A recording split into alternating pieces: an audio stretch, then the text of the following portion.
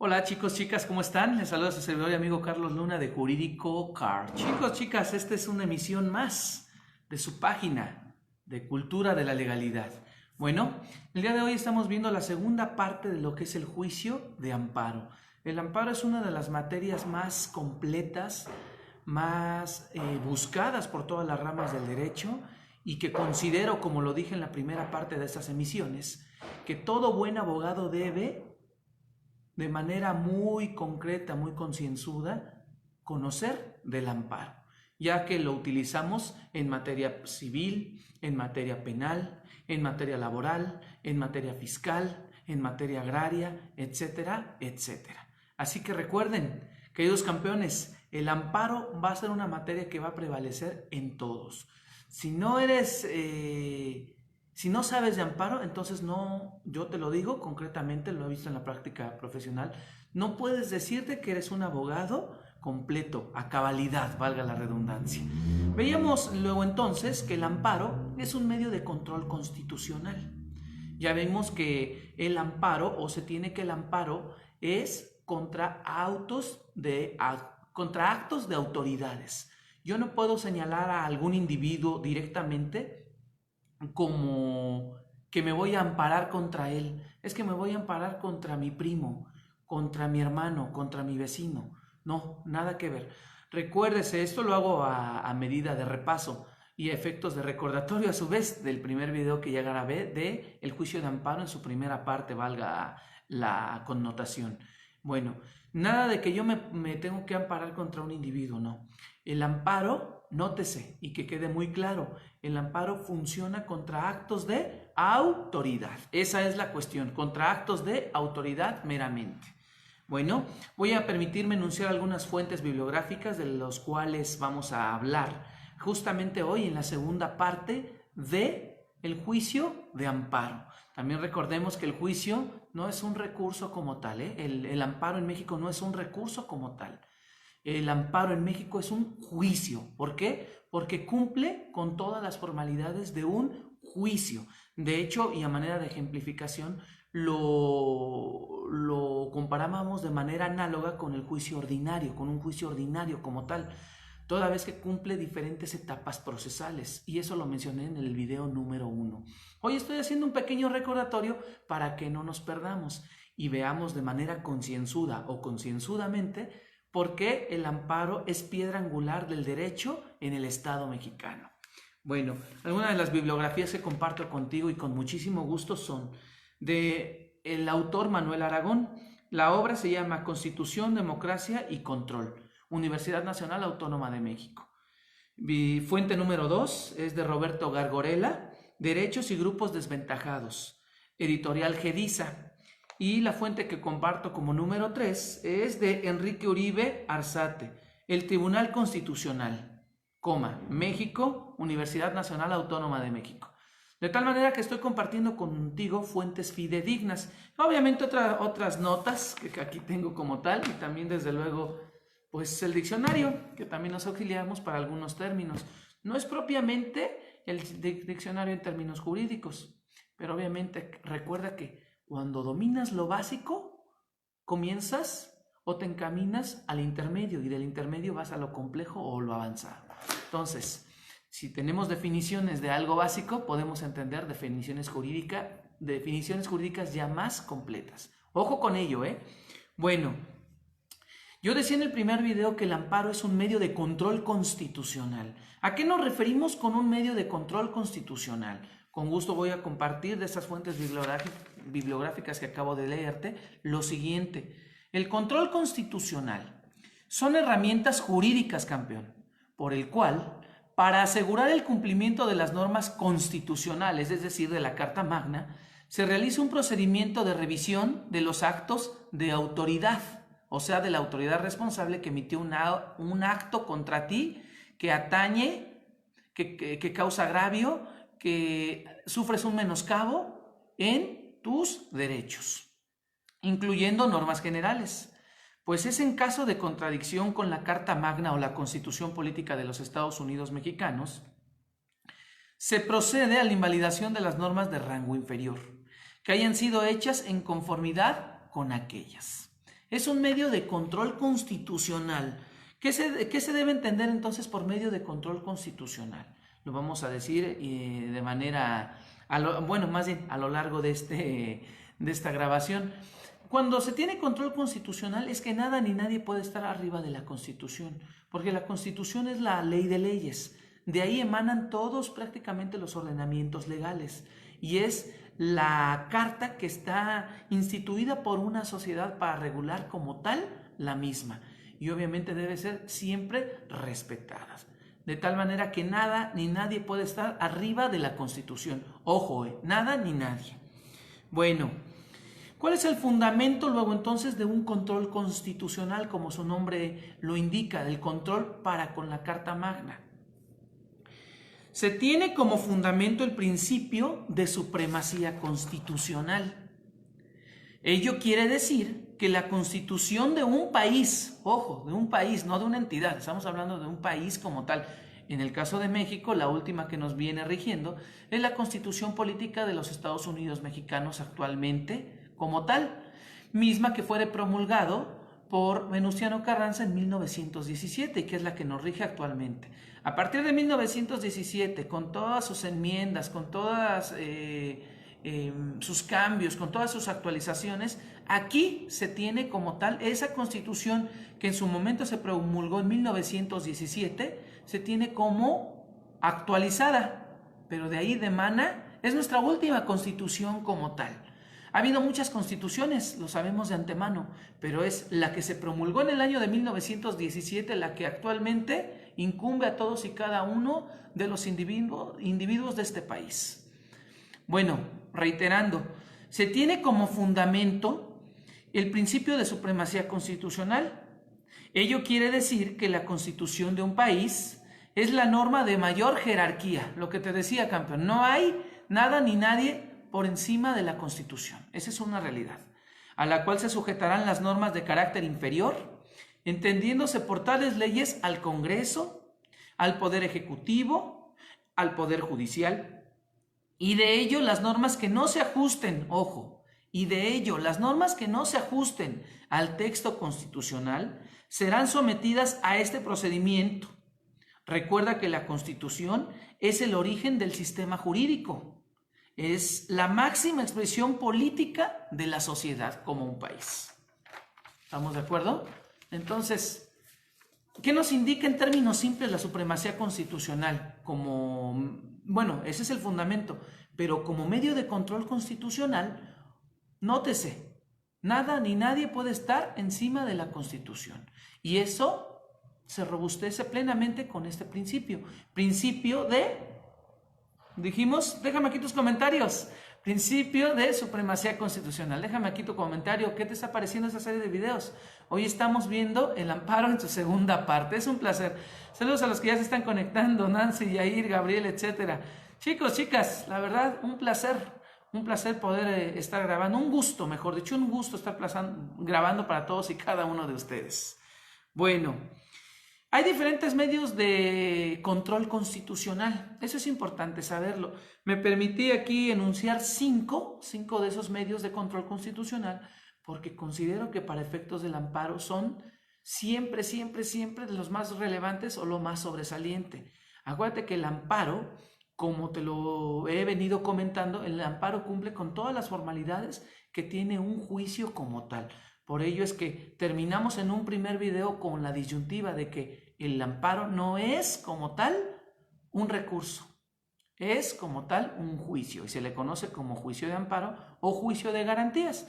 ¿Por qué? Porque prácticamente al hablar de garantías estamos hablando de los primeros 29 preceptos constitucionales donde se encuentran consagradas tales garantías, es decir, derechos del individuo en sociedad como tal. Y eso te incumbe a ti, me incumbe a mí y a todo nuestro entorno por el hecho de ser particulares o como lo marca la Carta Magna, por ser gobernados. Ojo con ello, chicos. Bueno, existen varios tipos de control constitucional. Me permito enunciar estos 6 primeros. Según su admisión, pueden ser positivos o pueden ser negativos. ¿En qué consiste ello? Recuerda que cuando tú presentas una demanda de amparo, el juez primeramente tiene que analizar si tu demanda debe ser admitida, porque hay lo que se le conoce la viabilidad de ese juicio, o en términos simples, que sea positivo para su admisión, o en términos negativos, que sea negativo, valga la redundancia, para su admisión. Fíjate, en la práctica profesional existen muchos bemoles respecto a ello. A veces los abogados llegan a promover el juicio de amparo en una cuestión directa, cuando el juicio es indirecto. ¿Dónde vas a presentar? ¿Ante qué tipo de juzgados vas a presentar una demanda de tipo de amparo indirecto? Obviamente ante los juzgados de distrito, ¿verdad? Para el otro tipo de amparo, que es el directo, pues obviamente vas a tener los tribunales colegiados de circuito como tal, o los tribunales unitarios de circuito. Lógicamente, el amparo indirecto siempre va a ser ante un juez de distrito. En el caso de aquí del Estado de México tenemos la sede en Naucalpan. Si tú tuviste, por ejemplo, aquí una controversia de las cuales tú consideras que es necesario ampararse por ser la instancia correspondiente, acudirás a los juzgados de distrito de Naucalpan. Si mi juicio fue aquí, por ejemplo, en los juzgados de Cuautitlán, México, en Cuautitlán, Izcalli, por ejemplo, aquí en Coacalco, porque es la sede que le corresponde a esta región, como lo conocemos en la Ley Orgánica del Poder Judicial del Estado de México, ¿verdad? En la Ciudad de México es muy diferente, porque obviamente allá los juzgados se concentran, por ejemplo, los civiles se concentran en una sola parte. Aunque ahorita a raíz del temblor hay un corporativo en La Viga, donde están teniendo juzgados civiles, pero prácticamente la ciudad de la justicia, o la ciudad judicial más bien, es en la estación de Niños Héroes, en donde prácticamente se encuentran concentrados los juzgados civiles de la Ciudad de México.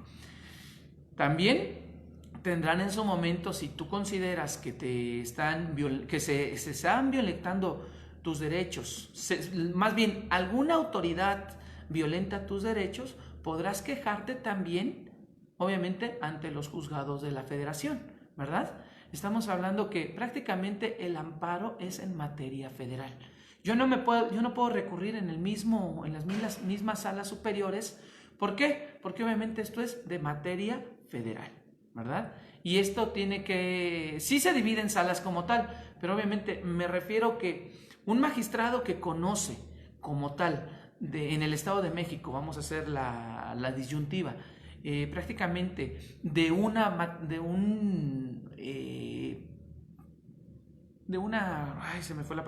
prácticamente un magistrado que conoce en un momento dado, ahí en Tlalnepantla, sobre una apelación, esa era la cuestión, sobre una apelación, él va a resolver en ese tribunal de alzada. ¿Qué pasa si en ese tribunal de alzada, según la resolución, no te resuelven con apego a derecho? Vas a promover un amparo en materia indirecta, en la vía indirecta, ante los juzgados de Naucalpan. ¿Por qué? Porque es la misma autoridad responsable en un momento dado quien tiene a bien promover esa cuestión, ¿verdad? Bueno, recuerda, cuando promueves un amparo indirecto, tienes que extraer esa parte del expediente o en copias certificadas para poder promoverlo allá en Naucalpan. ¿Estamos de acuerdo? Porque recuerda, una cosa es el magistrado, el tribunal de alzada, el que resuelve tu apelación. Pero si ahí la apelación, dices tú, que a pesar de que tienes todos los elementos, el magistrado no está resolviendo a tu favor, obviamente ya se va a tratar ahora de cuestiones meramente constitucionales. El amparo es eminentemente constitucional, ¿sí? Porque dice, no, es que me causa agravio la resolución de alzada que emite el magistrado o los magistrados, por ejemplo, de la primera sala regional familiar de Tlalnepantla, o me causa agravio de la primera sala de lo civil en Tlalnepantla, me causa agravio la resolución que emite. Entonces, ojo, nos vamos a Naucalpan y ahí promovemos de manera o en la vía indirecta nuestro amparo, ¿verdad? Los otros, como ya dijimos, conocerán los tribunales colegiados de circuito y los tribunales unitarios de circuito. No te confundas, vía indirecta ante los juzgados de distrito y vía directa ante los tribunales colegiados de circuito, así comunitarios. Eso prácticamente lo encuentras, no la tengo aquí a la mano porque la he venido utilizando, la dejé en la segunda planta. Ok, Pero eso prácticamente lo encuentras en la ley de amparo. Para ser más exactos, en tratándose del amparo indirecto, lo encuentras en el artículo 107 constitucional. Recuérdese que el 107 de la ley de amparo, perdón. Recuerda que prácticamente ahí está incluso parte en su segundo, en el siguiente artículo, parte de la substanciación o la substanciación misma que se requiere para llevar a cabo la vía indirecta. Artículo 107 de la ley de amparo. Bueno, ¿qué más podemos decir? Estábamos hablando que hay que comenzábamos con 6 medios de control constitucional, porque el control constitucional lo dice la palabra. La parte donde promuevas el juicio, ya sea ante los juzgados de distrito o ante los tribunales colegiados de circuito, la parte revisora, o sea, las personas que van a revisar, los jueces como tal, de tales instituciones, tienen que llevar a cabo un procedimiento que se le llama control constitucional. En ese procedimiento van a ver si efectivamente se te están violentando los derechos. Pero es que mucha gente se llega a confundir con el juicio de amparo. Pero es que en realidad el amparo sí es un poco complejo. Pero como yo siempre lo he dicho, cuando ya de primera mano entiendes los conceptos básicos, ya cuando estás sobre la substanciación, sobre el proceso como tal, te va a ser muy fácil. Es como cuando llevas un juicio en materia familiar o empiezas con un juicio en materia civil. Al principio es difícil, pero una vez que estás dentro de la cuestión del amparo, créeme que te va a ser muy fácil siempre y cuando domines los términos, los tópicos básicos. Por ejemplo, vamos a hablar en un momento dado de qué es el quejoso, qué es el tercero interesado, porque el tercero perjudicado ya no existe, eso ya quedó atrás. Ahorita lo que existe es el tercer interesado o el tercero interesado. El tercer perjudicado ya no existe. Creo que a lo mejor las generaciones del 2006 para abajo todavía sí lo aprendimos, pero conforme a la nueva ley de amparo ya no existe eso. Ojo, son datos importantes de la ley de amparo, porque mucha gente se quedó con esas ideas de antes y máxime si no has repasado y no has llevado menos aún un juicio de amparo. Bueno, existe otro medio de control constitucional, según los órganos en donde le compete conocer al juicio de amparo. Según los órganos. ¿Qué entendemos por los órganos? Pues al Poder Judicial, ¿verdad? Desde luego está. No es lo mismo un juicio de amparo indirecto que un juicio de amparo directo. El amparo indirecto conocerán, insistimos, los juzgados de distrito y los tribunales colegiados de circuito. El amparo directo es otra cosa. Así que, ojo con ello, campeón. Número 3, según los límites territoriales. En efecto, hay amparo en territorio nacional, incluso hay amparo en territorio internacional. Recuérdese las dos materias. Y hablamos propiamente de ello porque mucha gente piensa que nada más el amparo puede ser aquí. No, el amparo es tan importante, una materia tan medular, tan sine qua non, que prácticamente el amparo se conoce a nivel orbe, solamente que con diferentes nombres, ¿verdad? Pero el amparo va a prevalecer siempre. Y de hecho te puedo decir con mucho orgullo que prácticamente también tenemos el mejor amparo del mundo, pero depende de la cuestión interpretativa de cada autoridad. Ahí, como lo he venido diciendo en los videos, siempre va a tener que ver mucho quién aplique la ley como tal, porque no es que tengamos leyes malas, depende mucho de su aplicabilidad. De ahí la eminencia, la erudición de las partes que tienden a estudiar los amparos, para que lo hagan bien. Y si no lo hicieran bien, no te preocupes. Hay como en primera instancia. En primera instancia tienes primero la apelación y, se emite una sentencia, vamos a hablar en términos familiares, en materia familiar, se emite una sentencia y tú estás en desacuerdo. ¿Quién te va a resolver? El magistrado en el tribunal de alzada. Acá, después de que no estés de acuerdo en lo que se emite tu amparo, ¿quién lo va a resolver? Tienes algo denominado ya no recurso de apelación, ahora tienes algo que le conocemos como recurso de revisión. ¿Estamos de acuerdo? Y esto se van a encargar los colegiados. Entonces, no te preocupes, que si tienes la razón y si están bien planteados tus agravios, tarde o temprano te van a dar la razón. Salen verse sin hacer esfuerzo, campeones. ¿Estamos de acuerdo? Bueno, Seguimos avanzando con otro medio de control constitucional. Según la formación de los jueces, lo que te decía, obviamente no es lo mismo un juez en materia fiscal, un juez en materia civil, un juez en materia familiar, pero hoy estamos hablando de nivel federal, ¿estamos de acuerdo? Una cosa es, como siempre lo hemos dicho en sus 3 órdenes de gobierno, de arriba hacia abajo. Ojo, una cosa es la federación, otra cosa es el estado y otra cosa es el ayuntamiento, que normalmente ante el ayuntamiento no vas a promover esto, ¿verdad? Sin embargo, del estado podemos partir hacia la federación, dependiendo la instancia correspondiente. Recordemos, y esto me sale a colación como tal, que prácticamente el amparo, una vez que agotas todas las instancias, es cuando lo vas a buscar, cuando vas a interponer tu demanda. Tú no puedes brincarte las instancias. Yo, por ejemplo, si un juez aquí emite en materia familiar, un ejemplo muy sencillo, emite una sentencia en contra mía, lo primero que tengo que hacer es apelar las instancias, apelar a las instancias, ¿verdad? Recurrir a las instancias correspondientes. Primeramente recuerda, el juez en materia familiar va a emitir una sentencia definitiva que te causa agravio, menoscabo o detrimento en tus derechos. Sin embargo, después de ahí, si no estás de acuerdo, vas a buscar, obviamente, tu recurso de apelación. Un recurso de apelación que se va a llevar a cabo o se va a substanciar, mejor dicho, ante un tribunal de alzada. Si tú estás aquí, por ejemplo, en Cuautitlán, México, te corresponde Tlalnepantla. Si tú, después de que tienes una determinación de parte del tribunal de alzada que tampoco te es favorable, entonces sí, ahí lo vas a hacer a través del amparo indirecto. Pero recuerda, el amparo no es así como que me brinco de una sentencia definitiva luego al amparo. El amparo se busca siempre y cuando tú hayas vencido todas y cada una de las instancias correspondientes.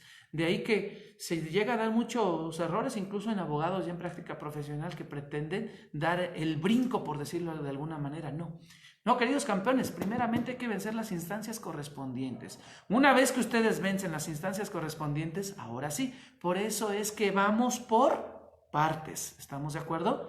Bueno, por eso decíamos en este cuarto medio de control constitucional, la formación de los jueces. No se puede decir que algún fiscalista te va a resolver de lo familiar te va a resolver un fiscalista. No, es en las materias correspondientes.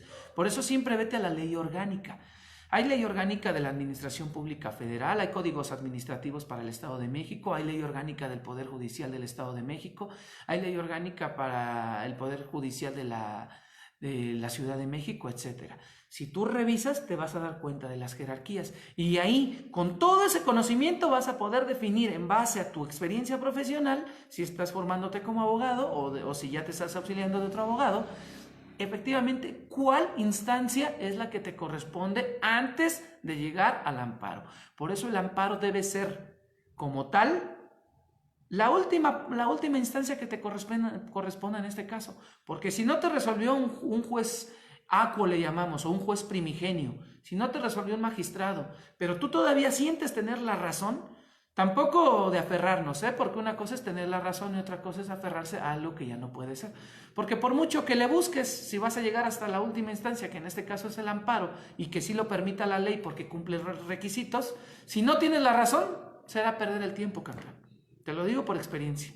Entonces, nada más lo que está haciendo el abogado de la parte contraria es ganar tiempo. Y eso tampoco se vale. Mejor siendo honestos y transparentes para llegar a la última parte.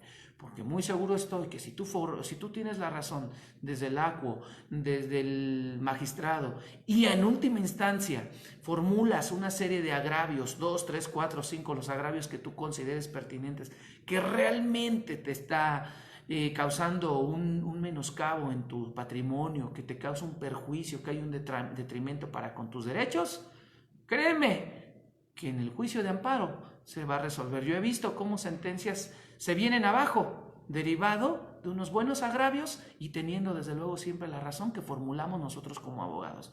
He visto cómo instancias así y que incluso ya resolvió el magistrado se vienen abajo, Te lo digo por experiencia, campeón. Por eso es que el amparo es tan debatido en este país, ¿Por qué? Porque dicen, bueno, es que si ya juzgué aquí, ¿por qué tú dices? Ah, porque efectivamente al gobernado o al perjudicado o al particular, al gobernado, sí se le puede llamar perjudicado o quejoso,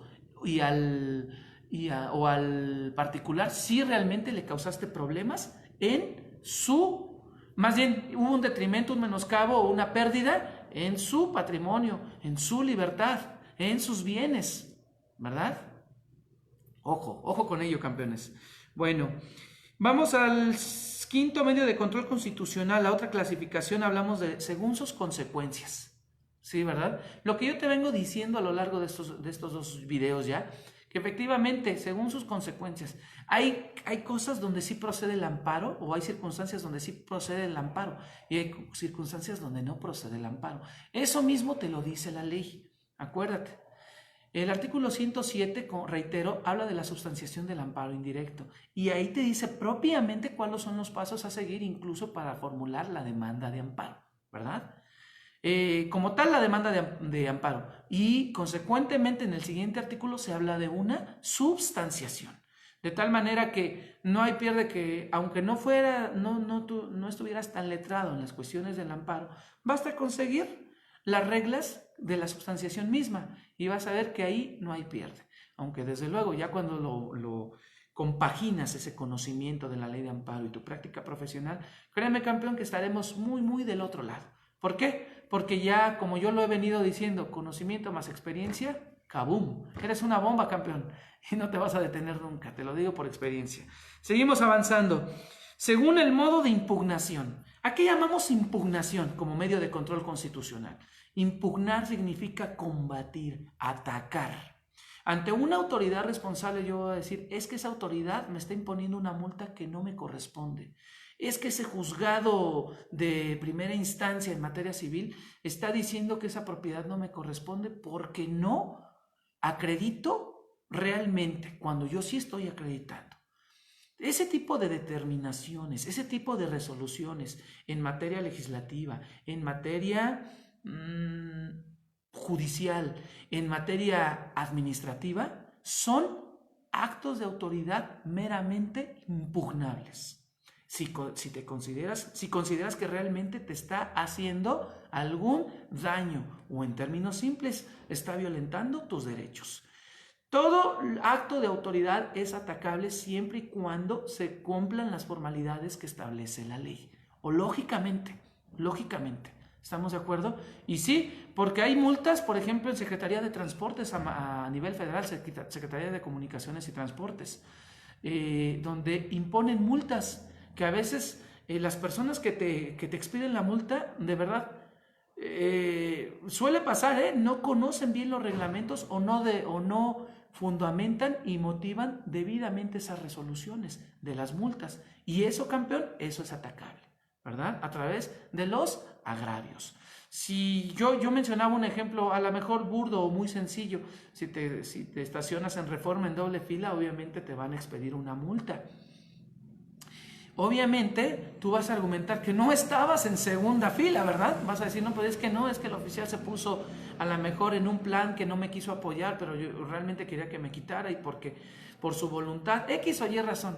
Eso también es una cuestión que puedes ampararte, porque está violentando tus derechos cuando tú argumentas de que él decía que en segunda fila y tú argumentabas que no, que tú estabas bien estacionado, te imponen la multa. También es susceptible de impugnación. En una palabra, según el modo de impugnación, impugnar es combatir, atacar. Que estás en contra de lo que te estás diciendo, por eso vas a promover un juicio de amparo como tal. ¿Estamos de acuerdo? Y dependiendo de las circunstancias, lo marca la ley y de hecho lo vamos a enunciar en el siguiente capítulo, cuándo puedes hacerlo ante la vía directa y cuándo lo puedes hacer ante la vía indirecta. De tal manera que si tú empiezas más, por eso te pido retransmitas este video para que vayas comprendiendo los términos que en realidad no son difíciles, solamente que sí es cuestión, como siempre lo digo, de ponerse a estudiar. Porque cuando haces así las cosas, cuando te aplicas de verdad, cuando tienes disciplina y realmente quieres ir a otro nivel, de ti depende, como hoy y siempre lo comentaré. Chicos, chicas, es un placer para todos ustedes estar grabando esa serie de videos. Denle like, mándenme corazoncitos, mándenme abrazos, lo que ustedes usen. Hasta un me divierte. Hay gente que me manda un me divierte.